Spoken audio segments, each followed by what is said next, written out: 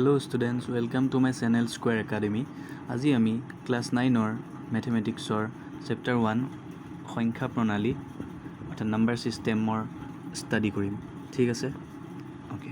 So এই চেপ্টাৰটোত মেইনকে আমাৰ কি আছে যে পৰিমেয় আৰু অপৰিমেয় সংখ্যাৰ বিষয় আছে। তো আমি পৰিমেয় আৰু অপৰিমেয় সংখ্যা আগতে পাই আহিছো, কিন্তু সেই পৰিমেয় আৰু অপৰিমেয় সংখ্যাবিলাক পোৱাৰ আগতে আমি আৰু কিছুমান সংখ্যা পাইছিলো। সেইবিলাক হৈছে যে আমি ফাৰ্স্ট পাইছিলো স্বাভাৱিক সংখ্যা। ঠিক আছে, নেচাৰেল নাম্বাৰ। সো তাৰ সিম্বলটো ক্যাপিটেল এন এৰে বুজাও আমি। ওকে, সো ক্যাপিটেল এন মানে কি নেচাৰেল নাম্বাৰ, আৰু নেচাৰেল নাম্বাৰবিলাক আমাৰ ষ্টাৰ্ট হয় সদায় ক'ৰ পৰা যে 1 ৰ পৰা 1 2 3 dot dot dot up to কলে যায় ইনফিনিটলৈ যায়, অৰ্থাৎ অসীমলৈ যায়। তো N for natural number. Okay, তাৰপিছত আমি কি পাইছিলো হোল নাম্বাৰ পাইছিলো, অৰ্থাৎ পূৰ্ণ সংখ্যা। সো পূৰ্ণ সংখ্যাৰ সিম্বলটো কি হয় যে ডব্লিউ, ক্যাপিটেল ডব্লিউ, গোটেইকেইটা আমাৰ ক্যাপিটেলত হ'ব। তো পূৰ্ণ সংখ্যা ষ্টাৰ্টিং ক'ৰ পৰা হয় 0 ৰ পৰা, গতিকে 0 1 2 3 ডট ডট ডট ইউ অসীমলৈ যায়। নেক্সট আমি কি পাইছিলো অখণ্ড সংখ্যা, যাক আমি ক্যাপিটেল জেড এৰে বুজাওঁ। সো ক্যাপিটেল জেড মানে ক'ৰ পৰা ক'লে যাব অখণ্ড সংখ্যাত ধনাত্মক, ঋণাত্মক আৰু মাজতে 0টো থাকে। তাৰ মানে মাইনাছ ইনফিনিটিৰ পৰা এফালে কি থাকিব -2, -1, -0, -1, -2, ডট ডট ডট আকৌ এফালে প্লাছ ইনফিনিটিলৈকে, এই গোটেইবিলাক কি অখণ্ড সংখ্যা। দেন আমি পাইছিলোঁ পৰিমেয় সংখ্যা, অৰ্থাৎ ৰেচনেল নাম্বাৰ, কিন্তু ইয়াৰ চিম্বলটো আৰ নহয়। পৰিমেয় সংখ্যাৰ চিম্বলটো হৈছে কেপিটেল কিউ।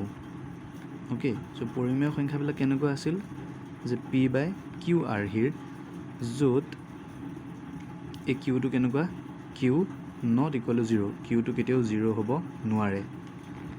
ওকে, সো এই চাৰিটা আমি পাইছিলোঁ। এতিয়া ইয়াৰ পিছত আৰু এটা আছিল কি যে অপৰিমেয়। এইটো পৰিমেয়, তেন্তে অপৰিমেয়টোক আমি এনেদৰে বুজাইছিলোঁ, কিউটো দি ইয়াতে ডেছ এডাল দি দিছিলোঁ, এইটো হৈ গ'ল আমাৰ কি অপৰিমেয়। তো মেইনকৈ আমি এতিয়া বা এই দুইটা নাম্বাৰ লগ লাগি যিটো নতুন নাম্বাৰ বনিছে সেইটোক কোৱা হয় বাস্তৱ সংখ্যা। কি বুলি কয় বাস্তৱ সংখ্যা, যাক আমি ইংলিছত কওঁ real number. Okay, so real number means যে আমাৰ সংখ্যা লাইনডালত, আমাৰ এই সংখ্যা লাইনডালত -1 -2 -3 ইনফিনিটি, এইফালে 1 2 3 ইনফিনিটি। সো এই নাম্বাৰ লাইনডালত যিমান সংখ্যা আছে সেই গোটেইবিলাক সংখ্যাকে আমি কি বুলি কওঁ ৰিয়েল নাম্বাৰ বা বাস্তৱ সংখ্যা বুলি কওঁ। এতিয়া আমি এক্সাৰচাইজ 1.12 কৰিম। তো ইয়াতে 1 নম্বৰ কুৱেশ্যনটো কি আছে যে শূন্যটো পৰিমেয় সংখ্যা হয়নে, ইয়াক P/Q আৰ্হিত প্ৰকাশ কৰিব পাৰিনে আমাক সুধিছে। ওকে, সো আমাক ফাৰ্ষ্টটো সুধিছে কি যে শূন্যটো পৰিমেয় সংখ্যা হয়নে নহয়। তো আমি কি পাইছিলোঁ পৰিমেয় সংখ্যা হ'ব লগা হ'লে P/Q ফৰ্মত সি থাকিব লাগিব। ঠিক আছে, এইটোত যদি থাকে আৰু য'ত কিউ নট ইকুৱেল টু 0 হয় তেতিয়া সি পৰিমেয় সংখ্যা হয়। ওকে, সো আমি সলিউশ্যনত কি পাম যে 0টো পৰিমেয় সংখ্যা হয়। কিয় হয়, কাৰণ আমি 0টোক কি কৰিব পাৰোঁ যে 0টোক আমি 0/1 হিচাপে লিখিব পাৰোঁ, কাৰণ প্ৰত্যেকটো সংখ্যাৰ তলতে 1 এটা থাকে সদায়। গতিকে এইটো আমাৰ P/Q আৰ্হিত নহ'ল জানো। সো সেইটো কাৰণে 0টো কি হ'ল পৰিমেয় সংখ্যা হ'ল। আৰু ইয়াক গতিকে আমাৰ যিটো নেক্সট পাৰ্ট আছিলে কুৱেশ্যনৰ যে ইয়াক P/Q আৰ্হিত প্ৰকাশ কৰিব পাৰিনে, গতিকে ইয়াক P/Q আৰ্হিত প্ৰকাশ কৰিব পাৰি। এবাৰ নাম্বাৰ 2টো চাওঁ যে 2টোত কি দিয়া আছে 3 আৰু 4ৰ মাজত থকা 6টা পৰিমেয় সংখ্যা উলিওৱা। ওকে, সো আমাক 3 আৰু 4ৰ মাজত থকা 6টা পৰিমেয় সংখ্যা উলিয়াব দিছে। আমি কি জানো যে যিকোনো দুটা পৰিমেয় সংখ্যাৰ মাজত অসংখ্য পৰিমেয় সংখ্যা থাকে। তো সেই অসংখ্যবিলাকৰ পৰা আমাক কেৱল 6টা উলিয়াব দিছে। সো আমি উলিয়াওঁ, কেনেকৈ উলিয়াম মন কৰিবা। একেবাৰে ইজি হয় তো আমাক সংখ্যাকেইটা দিয়া আছিলে 3 and 4 অ'কে চ' 3টোক আমি এনেকৈ লিখিব পাৰোঁনে 3/1 প্ৰত্যেক সংখ্যাৰ তলত যিহেতু 1 থাকে এতিয়া আমাক 6টা উলিয়াব দিছে নহয় তো আমি কি কৰোঁ 6তকৈ ডাঙৰ শূন্য থকা সংখ্যা এটা লওঁ তো 6তকৈ ডাঙৰ শূন্য থকা সংখ্যাটো হৈছে 10 গতিকে এই 10টোৱে আমি কি কৰিম তলে ওপৰে দুইটাকে পূৰণ কৰি দিম ইনটু 10 ইনটু 10 চ' আমি কিমান পামগৈ ওপৰত কিমান পাম 3 10 গুণ 30 আৰু তলত কিমান পাম 10 পালোঁ অ'কে একেদৰে 4টোকো আমি 4/1 লিখিব পাৰোঁ ইয়াকো আমি 10ৰে পূৰণ কৰিম তলে ওপৰে ইনটু 10 ইনটু 10 তো ওপৰত কিমান পাম 10 ইনটু 4 40 10 ইনটু 1 10 অ'কে চ' আমি 3 গৈ পেলাই এইটো পালোঁ আৰু 4ক আমি কি পালোঁ এইটো পালোঁ চ' এতিয়া 3 আৰু 4ৰ মাজত অৰ্থাৎ ইমান আৰু ইমানৰ মাজত আমি 6টা যিকোনো পৰিমেয় সংখ্যা লিখি দিলেই হ'ল এতেকে 3 আৰু 4ৰ মাজত থকা 6টা পৰিমেয় সংখ্যা হ'ল কি হ'ব 30ৰ পিছৰটোৰ পৰা ল'ম অৰ্থাৎ 30ৰ পিছত কি আহে 31 গতিকে 31/10 32/10 33/10 34/10 35/10 36/10 1 2 3 4 5 6টা পালোঁ হৈ গ'ল আমাৰ এনচাৰ চ' তোমালোকৰ কাৰণে এটা হোমৱৰ্ক দিছোঁ মই এইমাত্ৰ কৰা কুৱেশ্যনটোৰ সৈতে ছেইম হ'ব যে 4 আৰু 5ৰ মাজত 6টা পৰিমেয় সংখ্যা উলিওৱা অ'কে অলপ আগতে যেনেকৈ কৰিলোঁ সেই ছেইম মেথডেৰে তোমালোকে এইটো কৰিব পাৰিবা গতিকে এইটো হোমৱৰ্ক তোমালোকে ঘৰত কৰিবা ঠিক আছে আৰু এনচাৰটো কি তোমালোকে পৰিমেয় সংখ্যা পালা সেইটো মোক কমেণ্ট ছেকশ্যনত জনাবা অ'কে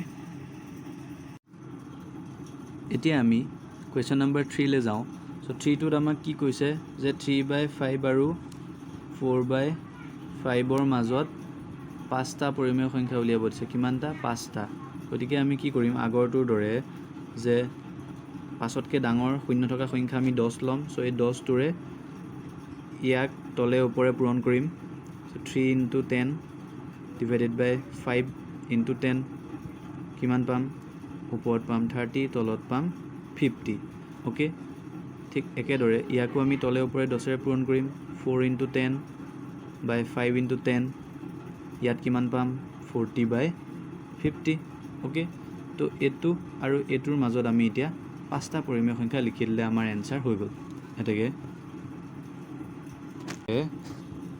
3/5 আৰু 4/5ৰ মাজত থকা 5টা পৰিমেয় সংখ্যা হ'ল কি হ'ব যে 30ৰ পিছৰটোৰ পৰা হ'ব অৰ্থাৎ 31/50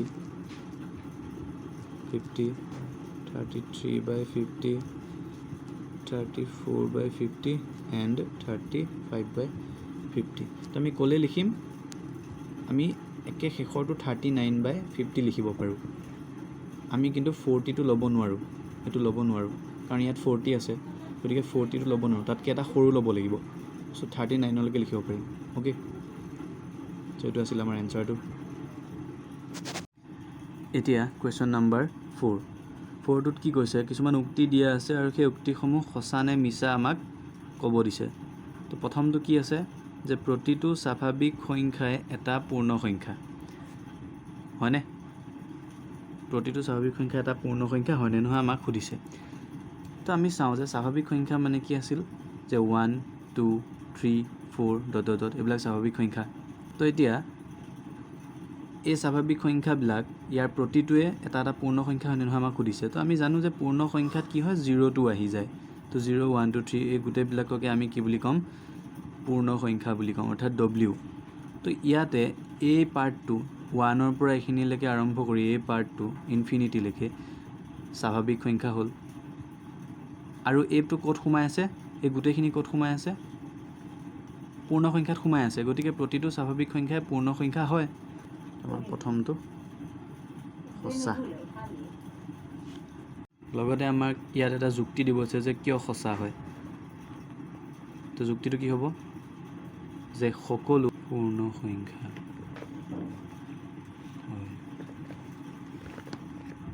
নাম্বাৰ 2টো কি আছে যে প্ৰতিটো অখণ্ড সংখ্যাই এটা পূৰ্ণ সংখ্যা এইটো শুদ্ধ নে আমি জানো যে প্ৰতিটো অখণ্ড সংখ্যা এটা পূৰ্ণ সংখ্যা নহয় গতিকে এইটো কি হ'ব মিছা কিয় কাৰণ অখণ্ড সংখ্যাবিলাকত মাইনাছবিলাকো আছে -1 -2 কিন্তু এইবিলাক কি হয় পূৰ্ণ সংখ্যা নহয় ইহঁত তো তাকে আমি লিখিব লাগে এতিয়া যে ঋণাত্মক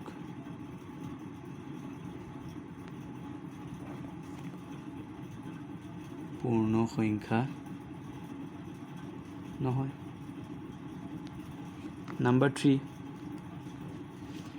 টোত দিয়া আছে যে প্ৰতিটো পৰিমেয় সংখ্যাই এটা পূৰ্ণ সংখ্যা তো এইটো হয়নে যে প্ৰতিটো পৰিমেয় সংখ্যা এটা পূৰ্ণ সংখ্যা হয়নে নহয় কিয় নহয় গতিকে মিছা কিয় নহয় কাৰণ চোৱা পৰিমেয় সংখ্যাবিলাক কি হয় যে 1/2 এইটো এটা পৰিমেয় সংখ্যা কিন্তু ই কেতিয়াও পূৰ্ণ হ'ব নোৱাৰে কাৰণ পূৰ্ণ সংখ্যাত ভগ্নাংশ নাহে পূৰ্ণ সংখ্যাত সদায় তো এই তলৰটো সদায় 1 থাকে সো ই পূৰ্ণ নহয় গতিকে মিছা তো কাৰণটো আমি কেনেকৈ লিখিম 1/2 এটা পৰিমেয় সংখ্যা কিন্তু ই পূৰ্ণ সংখ্যা নহয় তো আমাৰ 1.1 এক্সাৰচাইজ শেষ তো তোমালোকে ভিডিঅ'টো কেনেকুৱা পালা জনাবা লাইক শ্বেয়াৰ এণ্ড মোৰ চেনেলটো যদি নতুন আহিছা দেন ছাবস্ক্ৰাইব কৰি দিবা ধন্যবাদ